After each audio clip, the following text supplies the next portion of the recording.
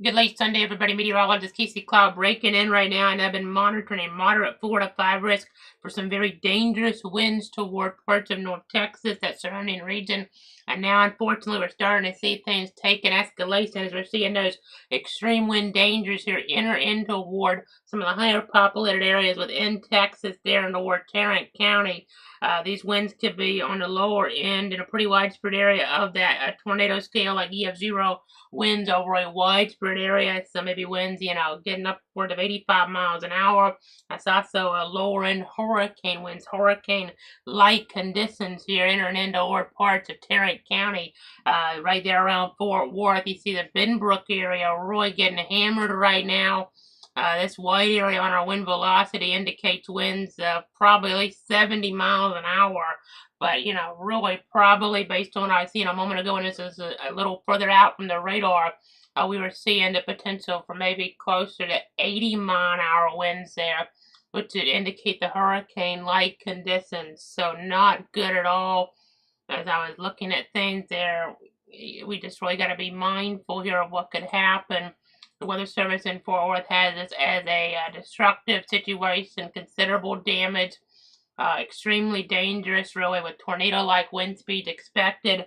Mobile homes and high-profile vehicles are especially susceptible to winds of this magnitude and may be overturned. And for your protection, move to an interior room on the lowest floor of a sturdy building, as this storm has the potential to cause serious injury, significant property damage, and even the potential for fatalities here. I'm going to add to the statement I was kind of reading there from the Weather Service in Fort Worth. This is definitely has the potential to be deadly here toward the Tarrant County area there in North Texas. You can see around Benbrook here, right there in North Tarrant County, the interstate there, I-20. As we're looking at things, I-820 there as well. That's going to be moving in toward the Edgecliff Village area, Forest Hill, Everman, but also Fort Worth. Parts of, that Fort Worth area going to really see these winds here escalate to close, if not exceeding that hurricane force threshold for a short period of time, indicating hurricane-like conditions. So, not a good situation. And there's some weak rotation, by the way, to the south in Johnson County around Cleburne there, but our bigger concern on the national level while I'm breaking in, this is a very highly populated area. I know we've had problems in areas there with generally less population. It takes a lot for me to jump in for a wind event on the national level, something that's not local, but this meets that criteria now, based on what I see in the destructive tag here of moderate 4 to 5 risk to begin with. So we needed to jump in here on all the different platforms for the special report. I know in the state of Texas already, the Lone Star State, there's 134,000 or so customers in the dark in terms of electricity. Now, some areas there in the metro, depending on where the lines are, if they're above ground, that'll make a difference. But the ones that are above ground, a lot of those will probably be impacted and will escalate the number pretty quickly here, unfortunately, as we're looking toward that area. Let me go ahead and go to the PowerOutage.us mapping here on our other source. And I didn't turn the local red for this because it's not a tornado-driven moderate. And we've been watching a local risk of severe weather here, but it hadn't really verified too much yet. We'll be watching in the days to come to see if we get some severe warnings here in toward North Florida, South Georgia, or I may base that here. But let me go ahead and go to the PowerOutage.us map from, that source there. You can see 134,315 customers in the dark, and that's a lot, but, the highly populated area is Tarrant, so far only about 11,000. They already had some nasty weather in that area. Dallas, about 23,000, but these numbers could really escalate here as instead of just, kind of hitting that threshold barely enough to cause a good bit of damage. In some isolated spots, we're hitting that threshold by a lot for severe now. And this could really, the trees already be weakened, and now you're going to have this go through southern Tarrant, southern Dallas counties, especially there, as we're looking at things over the next few minutes. A lot of the other areas outlying here from the higher populated zones right near the Red River, Fanning County, over 11,000 customers in the dark, Grayson County, over 13,000 there, Cook County, close to 3,000 customers with a lot of electricity there, and then you look toward Baylor County, Knox County, King County, Haskell County there. You kind of get the idea. Here and there, Taylor County, Texas, and East Texas, we've had some issues as well.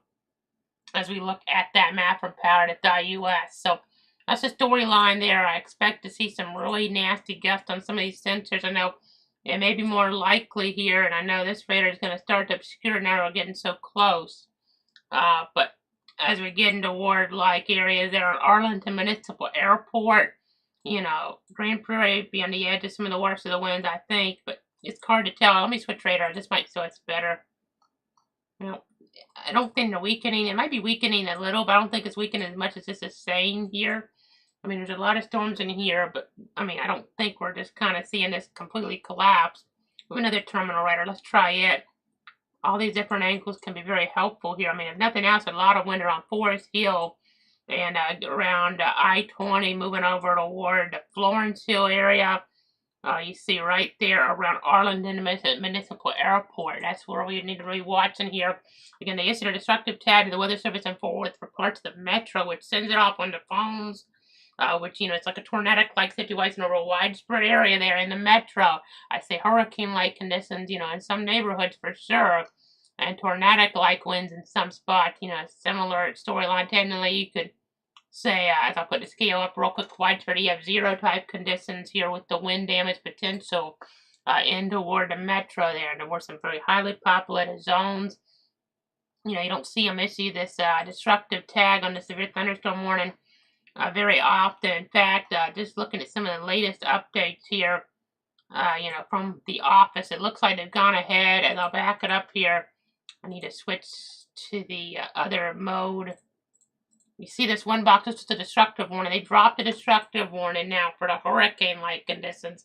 So they're saying 70-mile-an-hour winds now, more likely versus 80, so maybe not as much in the way of hurricane-like conditions anymore. It's right on the edge, though, and that could change again based on reports. If they get a report to 75, 80 miles an hour, then they'll obviously have to uptick this again to destructive tag and the like here. As we're looking at things, as we're tracking the overall situation. I know there is a very rare, particularly dangerous situation, a severe thunderstorm watching for you. We've had a couple of those. I put those out on Twitter /ExitCloudCasey, but, again, watching this, kind of not being the most populated areas. Different story right now, though. We do have 2 destructive warnings. Let me check them. Okay, Abilene. And then Gilmer and Pittsburgh in Texas. Let's go ahead and we'll check that information out here. Let's go to Abilene then. We have the very serious conditions there in that metro area. Less population, but still, could be a problem over there. So let's go ahead and look in toward Abilene as we kind of get in toward that vicinity. It looks like they had a 78-mile-an-hour wind gust there. Abilene Christian University campus at 11:19 Central Time. So a little while ago on that, as we're looking and as we're tracking things here, as we're continuing to give you guys the latest. You see in Callahan County, Texas now is where we have some of the stronger winds in there that kind of back this on up. And then go forward, maybe you wouldn't expect some of those to be as high. So it looked like, they called it destructive, but initially they just called it a base warning until that was reported. So the same could happen, in a reverse way. They dropped it down some. They could always have to go back up further out toward the east, toward Dallas, Tarrant counties. I'm talking about Tarrant County right now with the imminent threat, but there is a flash flood warning in play for portions of Dallas and Tarrant. All this rain coming in. It's just not a good weather situation on the stations in that market, having TV stations having to take this really seriously because you don't have many tornado warnings normally. It's just still a real weather problem as we're looking at things, as we're tracking things here in toward the weather center. Very rare 4 out of 5 moderate risk for severe weather as you're looking at things in that red shaded zone. As you're tracking things there, Dallas and Sherman, Wichita Falls, Granbury, they've been under this. Some of these areas at this point, it's kind of more to the southeast and southern side of this moderate risk. But this includes the metro. There's some very highly populated areas. You could literally, I talked about all these power outages, you could literally in just a half an hour, the worst came to worst, I mean, double that number of power outages in the state. That's based on the areas that are being impacted here. That's what we get, we've got to take this seriously and treat it like a big tornado situation on a national level for a little bit, even though it's more of just a wind situation.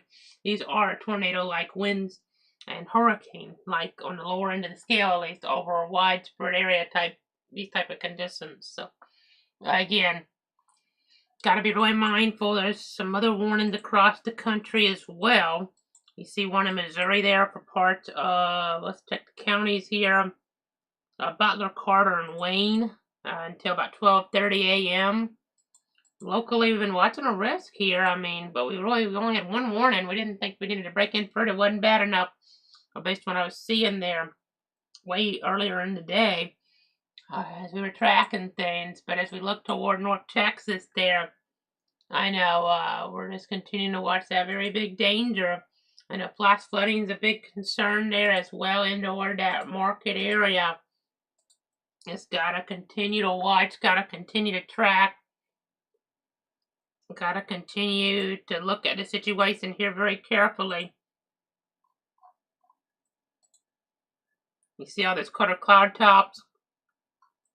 All that moisture available, high dew points.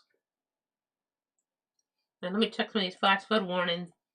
There's some considerable ones out toward like Callahan, Taylor, Haskell, Jones, and Fisher counties toward Abilene. They may need to go considerable for southern Tarrant, southern Dallas. Here's a highly populated areas there. Of course, I cover North Florida and South Georgia, whether I've lived in North Florida here, since 2000. Grew up here since I was about 5 years older. So, but before that, actually, first few years out there in North Texas in Tarrant County. I don't think many people know that, but that's where I was born. But as we go ahead and look at things, and as we track things, I'm at North Texas, it's Tarrant County here. We have this warning. Generally talk about this too much, but because we don't have to be on for their weather all that much here unless something really big's happening. Actually, there, March 2000, I was only a mile away from that terrible tornado there in toward that region that was impacting, areas there around Arlington. So again, just continuing to give you guys the very latest. I know there's Augusta Mineral Wells there, 69 miles an hour, and here on this event, and then just circling back one more time to that other event in 2000. It was such a historic event. That's really what, was a dominant event in, me getting interested in meteorology. As we look here at the situation, there was a Fort Worth tornado that night, but the Arlington one was the one that was a mile away, right before we were moving here back to Florida, the family.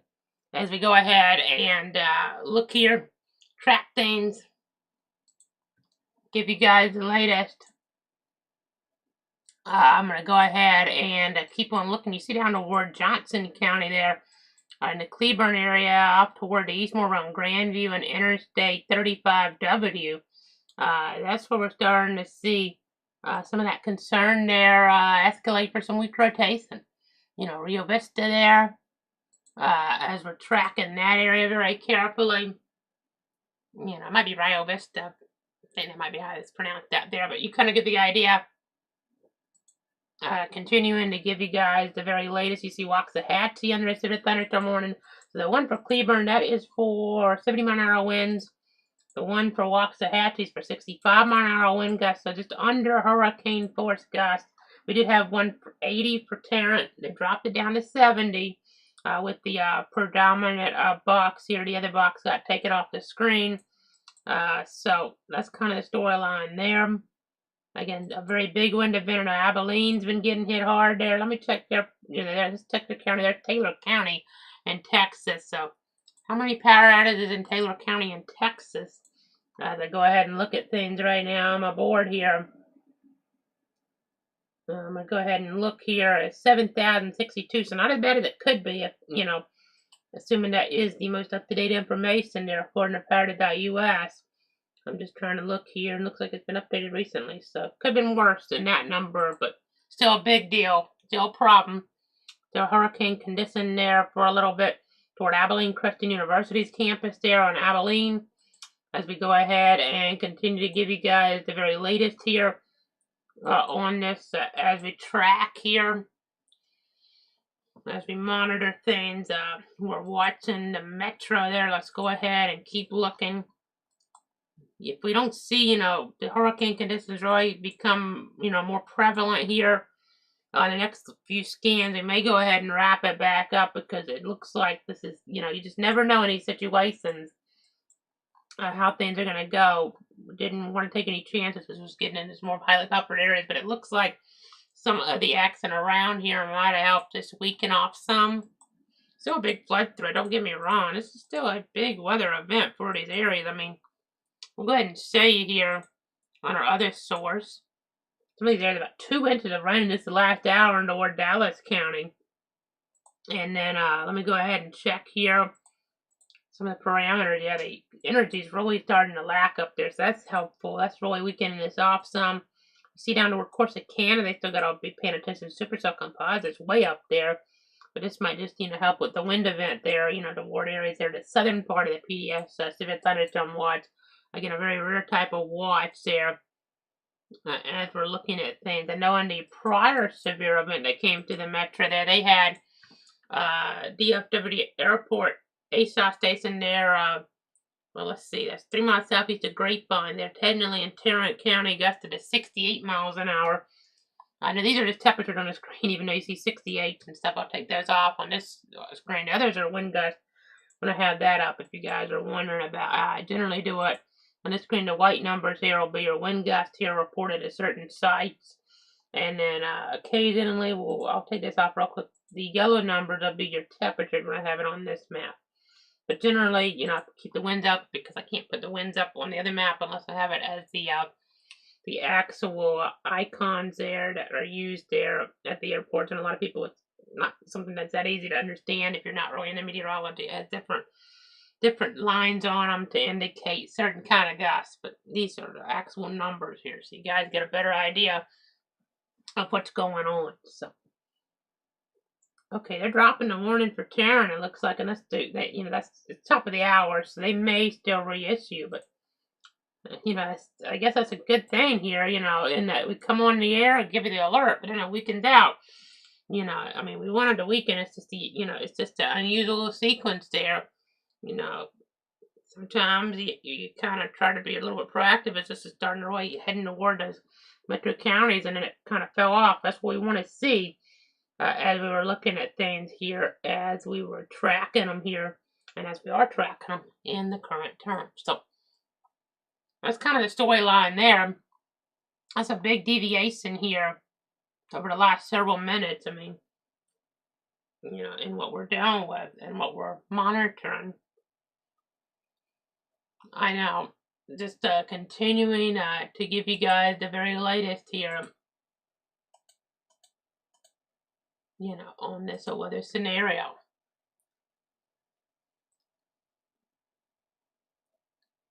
I know we may get to wrap pretty soon here. Just continues to stay the storyline.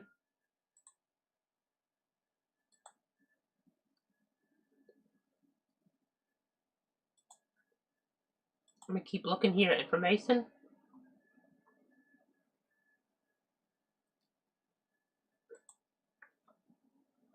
Continuing to give you guys the latest.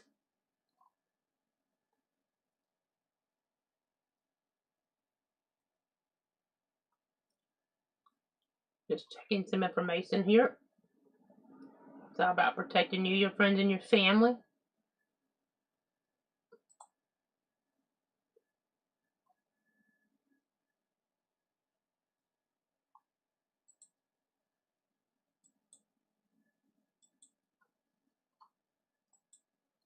See there in north part of Johnson County and Alvarado there. Or Alvarado, depending on how, some different pronunciations sometimes, but US 67, looking in that area. It's continuing to watch things, continuing to track.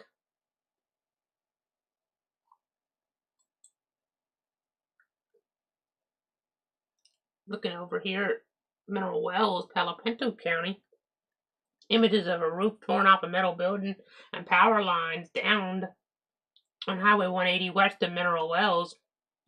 reported into broadcast media. So definitely interesting to see there. Very intriguing. And something you don't want to hear about, obviously.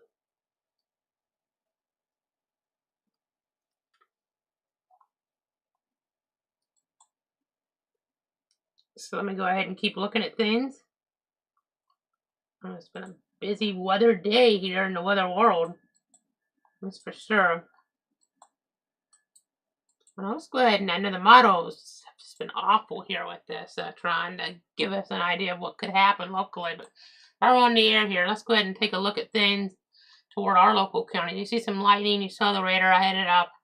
Let me go ahead and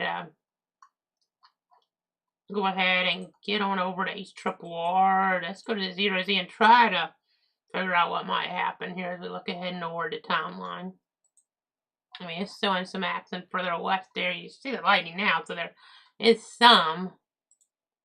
I mean, it's okay with that, I guess. I think it might be a little bit less than what it's showing in some of that area, but as you look, it looks like we could have some development in southwest South Central Georgia overnight, but it keeps on to have action there, and it's not really been happening. It's not really been happening. But as we go ahead and track things, eventually you might start to get some warnings here as we look ahead, or at least advisories. I don't want to be too aggressive with this because this has been continually trying to show, the development here, and it hadn't really happened. So we shall see if it'll happen. Just going through the day here. This shows a nasty skull line eventually coming through, though, by the time we get to like midnight tomorrow night. By the way, flash flood warning just came out, broke loose in Santa Rosa counties out toward the Florida Panhandle. They've seen quite a bit of rain there. I might see that in a moment, but you see this is on a pretty nasty line coming in about 24 hours, so we might have some warnings from that. But then it kind of falls apart here. So that's kind of the storyline there. This flash flood warning around the I-10 corridor includes Holt and Crestview.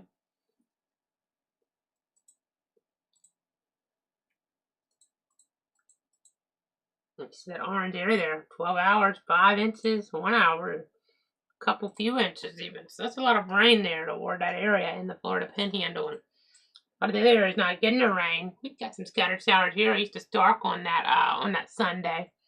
We were tracking things, nothing overwhelming here.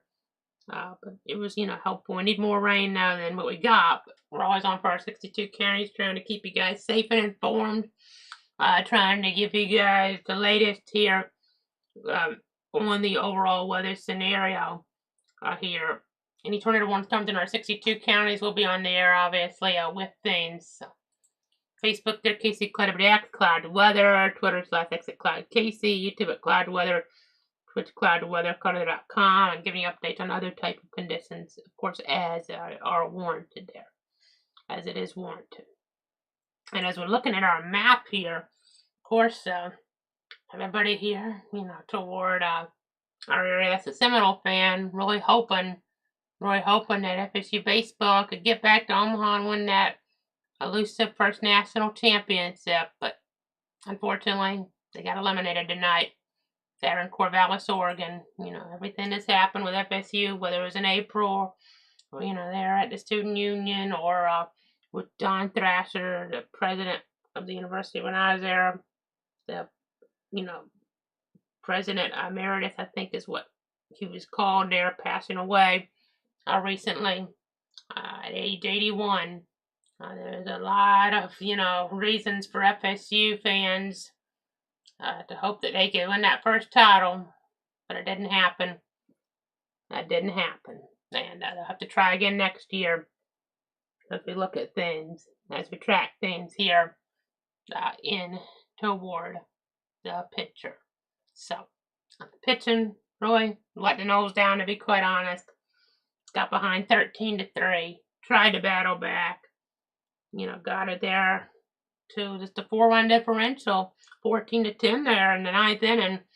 But it's questionable calls. I mean, the Noles dug themselves a big hole anyway. So can't blame it all on that this time around, like maybe you could last year with what happened in Omaha against Tennessee. I mean, it was mostly on the nose there this time. You just, can't make the mistakes.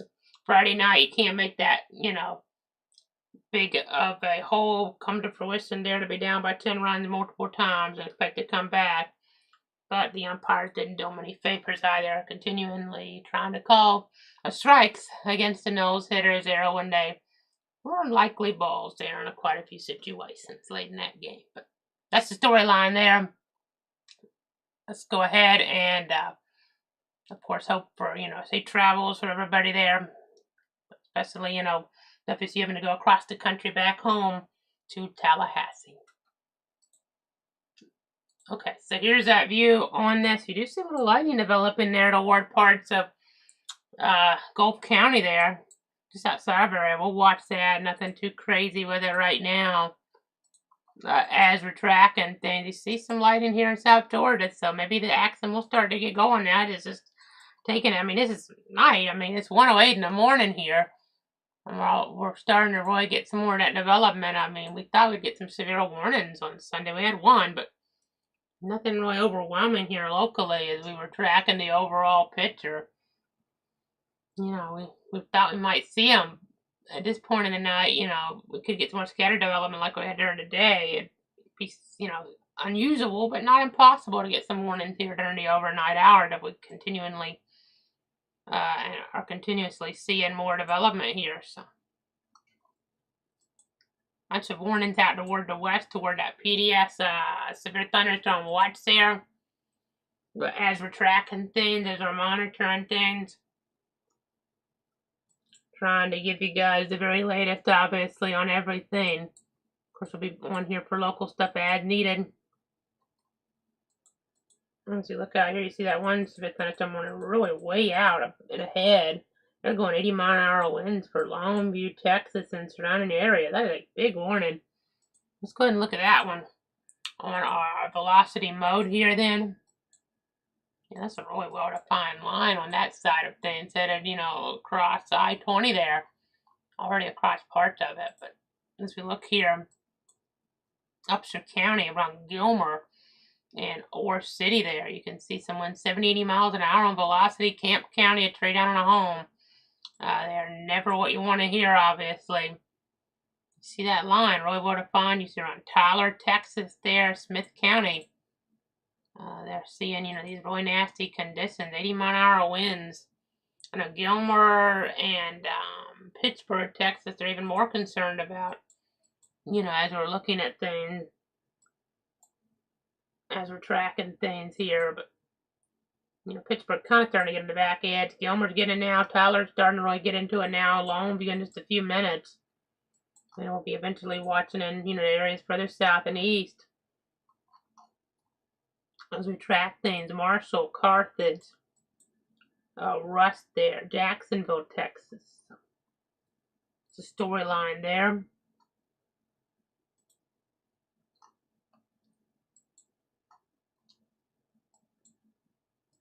You can see Ellis County and Hill County there.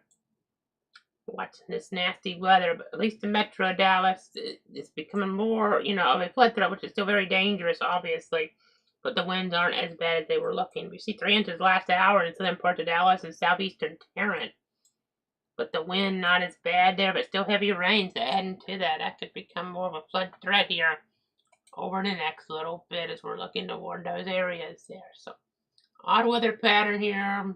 Some ways, continues. You don't get a moderate risk of 4 to 5 very often for the wind damage potential. So, I'm going to check the power outage numbers here real quick. Around Abilene, not really seeing a big jump. In Texas, we're seeing a jump to about 147,000 customers or so in the ARC according to PowerData.us. 16,000 or so in Tarrant County, about 26,000 in Dallas. So still very dangerous. Not quite as bad as it could have been in the metro there, I don't think, though, which is obviously a good thing. The winds have still been pretty bad, though, but they could have been worse. They've been bad in other parts of the state here, the Lone Star State. So that's going to do it, I think, for now. I don't think it really required me to stay on nationally with this. I just thought we'd jump in case things really, you could see the warning come out, and you could see it was starting to accelerate in the metro, but we had a lot of instability and that's worked in our favor there. Avoiding maybe the worst wind case type of scenario there toward parts of Tarrant and Dallas. So Tarrant and Dallas counties, avoiding that worst case scenario in terms of those winds. So that's going to do it. Thanks so much for tuning in. I'll pop back in if needed, whether it's for local, which is more likely, of course, than national in this pattern at this point. But I'll be on guard here, giving you the latest as warranted. I see in southeast Missouri, new severe thunderstorm warning toward parts of Cape Girardeau, Wayne, those counties there, that vicinity. Cape Girardeau area. I know we had some nasty weather last night, some rotations, tornadic type weather in toward that state, popping up kind of quickly. So, gotta always be on guard for things. Gotta be tracking things. And we'll be on here as needed. I know I interned there in that market in 2015. Cape Girardeau Station there, KFBS 12, and it was a great experience. Learned a lot there, and we have some relatives in that region. Hoping for the best up in that area. As we're tracking things. Another chief meteorologist, Grant Dade, battling cancer again, and I'm wishing, for a very, very positive outcome here as we look ahead in the weeks to come with that treatment, program. So that's going to go ahead and do what I think here as we're looking at things on the map. Have a great night. We'll pop back in if it's warranted. Of course, watching our local weather as well. Stay tuned.